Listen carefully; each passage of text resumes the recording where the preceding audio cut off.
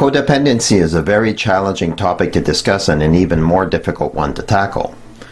The reasons for this are numerous and includes things like denial and the fact that addicts like having codependents around because it prevents them from taking full responsibility for their addiction and minimizes the consequences of their choices. Plus, there is the fact that if no one in the family is working hard at keeping things together, the problems are likely to get much worse. Complicating things even more is the fact that the definition of codependency has expanded over the years to encompass all patterns of behavior where a person is overly dependent on another for their own well-being and happiness. However, in this video, we're going to talk about what happens to a person when they are in relationship with an addict and not concern ourselves with the broader definition of codependency. So let's begin by looking at how addicts and codependents follow the same pattern that triggers their respective compulsions.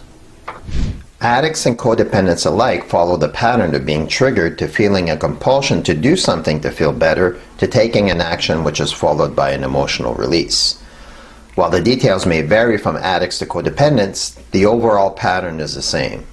What may trigger an addict to begin thinking about using might be getting a call from an old using friend saying they are heading out to the lake for some R&R, whereas for a codependent that phone call may be their spouse saying they have to work late, which was in the past an excuse to go out to the bar with coworkers. Regardless, the results are the same.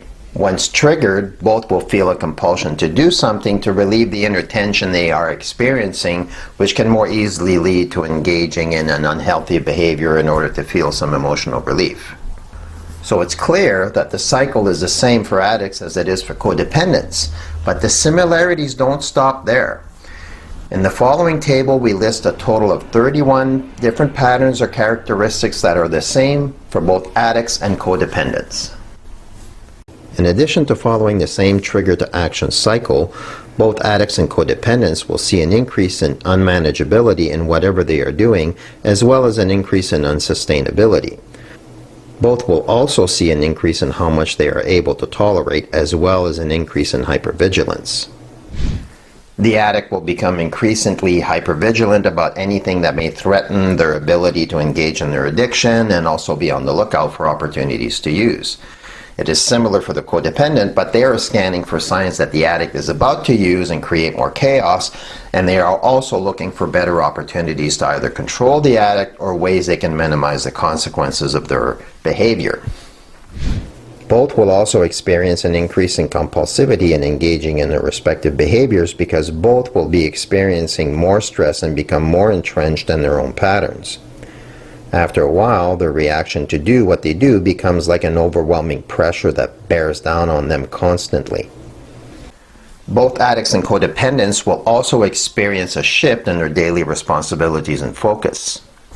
They will go from being focused on the normal tasks of managing their lives to how to manage the addiction and the chaos it creates. They will also become more obsessed, shift their values and priorities, increasingly deny how bad things are getting, lie about how bad things are, and become more defensive about what they are doing. They also increasingly deflect the responsibility for their choices by blaming others and projecting onto others. They will also become more and more isolated, suffer from low self-esteem, and become more depressed. Now, as if this wasn't enough, both of them will also repress their emotions, become more resentful, and both will become externally focused by believing that the solution to their problem lies outside of themselves.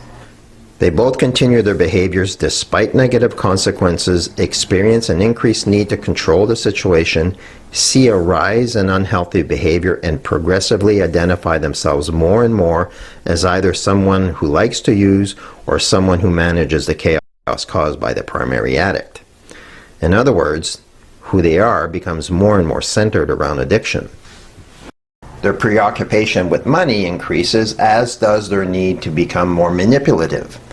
Once they have crossed that line into their respective addictions, both will always be at high risk of relapse and be more easily triggered into their addiction. For both of them, their diseases will only get worse if left untreated, and they will also increasingly suffer from poor decision making, poor boundaries, and have an increased need for others to meet their needs. For addicts, that means they will increasingly try to use other people in their addiction by getting them to do things for them or asking them for money or getting them to take over their responsibilities. They may even try to guilt trip others into thinking that they are the cause of the problem so they can manipulate them in some way. The codependent will see an increase in their need for people around them to help manage the situation and assist with the added chaos and responsibility.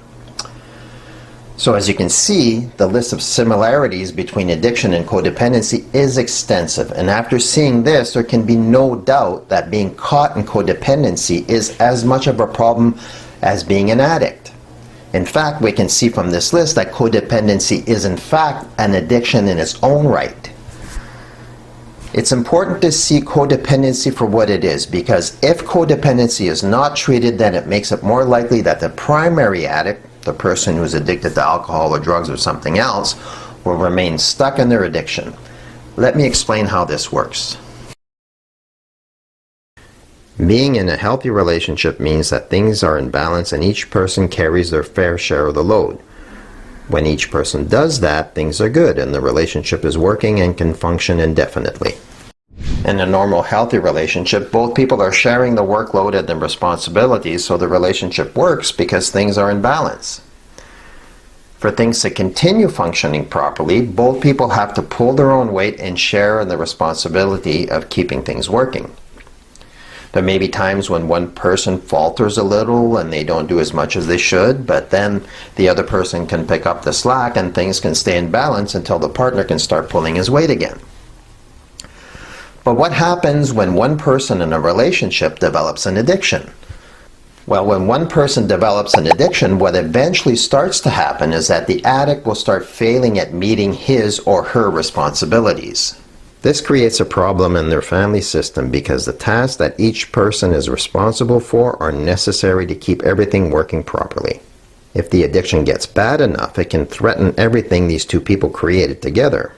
So in order to prevent that from happening, the other person in the relationship starts to try to pick up the slack and carry the other person's load. The partner of the addict does this by doing various things like taking control of the budgeting, working harder around the house to make sure that things are taken care of, and maybe putting some extra hours at work to earn more money and keep the bills paid. Now, the partner's hope at this point is that the addict will soon return to their normal self and start pulling their own weight again. However, that almost never happens. Instead, what usually happens is this.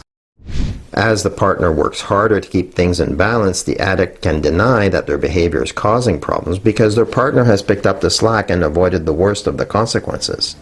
So instead of going back to being responsible, they see this as an opportunity to further indulge in their addiction, which translates into things getting worse and them doing less and less to pull their own weight, which forces the partner to do more and more.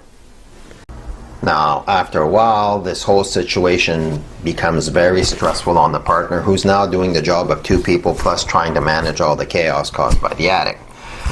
This becomes so stressful for the partner that their attempts to keep things in balance or to try to control the addict so they don't cause more problems can get really extreme.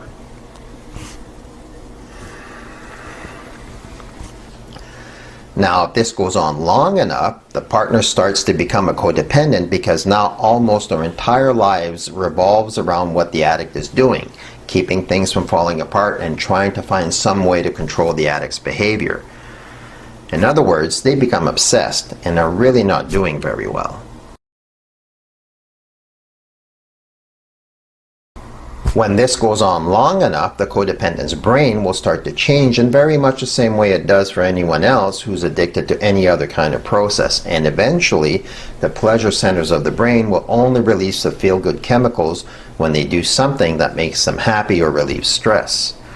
In the case of a codependent, that would be when they get to keep things together or somehow manage to control the addict's behavior. Once this has gone on long enough, the changes in the brain are so deeply entrenched that now the codependent only feels truly happy when they can control the addict, and now their brain has changed in the exact same way it does for anyone else with an addiction.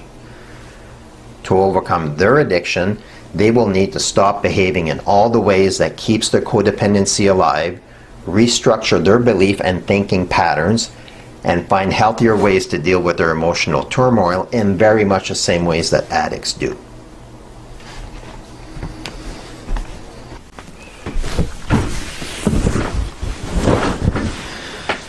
Now, codependents get sucked into their addiction not out of some kind of character flaw or weak willpower. They had a genuine desire and need to keep their relationships, their household, and their lives from falling apart due to what the addict was doing. So they had perfectly good intentions when they first started on this path, but unfortunately, eventually, they got caught in a trap they never knew was there, and now there are two people instead of one that are unhealthy and will need to be treated.